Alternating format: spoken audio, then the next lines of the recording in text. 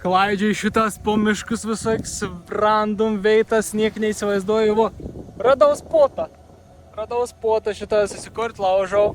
Dabar pasėdėsiam, pašnekėsiam, ką priek bendrauti savo aukštesniųjų aš, ką priek iš anų girdėti žodžius, kaip senu reik bendrauti, teisė šveisė bendravėms, kaip man reik su savo aukštesniųjų aš bendrauti. Aukštesnysis aš esi pats tu, tas į pats pirms dalyks, konto reik suprasti. Visų antra, kaip tu nori senu bendrauti, viens būdas iš bendravim savo aukštesniųjų aš yra per aistrą. Dar jiems tonkas ir tavo aistra. Kuo tu daugiau užsiimsi aistrą, tuo tu daugiau keli savo vibracijai. Kuo tu daugiau keli savo vibracijai, tuo momentu tada tavo aukštesnysis aš atsiūs tau daugiau pozityvių sinchronizacijų ir jums bus geresnis gids tau. O jeigu tu nori žodžias bendrauti, eini meditaciją ir dabar ko man dabar daryti, kaip man reikia bendrauti savo aukštesniųjų, kaip aš turiu išgirsti. Tai žiūrėk dabar į du balselę. Pirmasis balselis ir tavo aukštesnys aš, antrasis balselis ir tavo ego.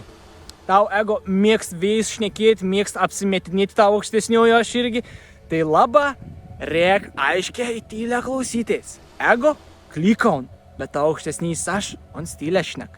Tai turi išgirsti. O kaip išgirsti? Paklaus klausim. Aukštesnysis aš dabar noriu sužinoti, aš duodu ketinimą gauti iš tavęs atsakymą, kur man dabar eiti. Pats pirmasis dalyks, kažkaip gal tą pačią sekundę, kai paklausai. Nes prisimink, viskas vyksta dabar ir čia. Tiksliau, čia ir dabar. Dabartis, momentas. Tai nėra tokie dalykai kaip laiks ir erdvė. Neegzistuoja. Tai ir tik iliuzija. Tai aukštesnys aš tau bendraun, galins iš ateities bendrauti, iš praeities bendrauti, nėra tik dalykai nesvarbu. Tai uns tau atsakys iš karto. Tu jau nebus pabaigs klausim, tu jau žinosi video, koks tau klausimas buvo, uns tau iš karto daus. Tai kaip dabar reikia suprasti? Tau ego, uns mėgs mąstyti, uns pirmiausia, ai čia ton gal pasakysiu, ai čia tas aš esu, ai čia ton.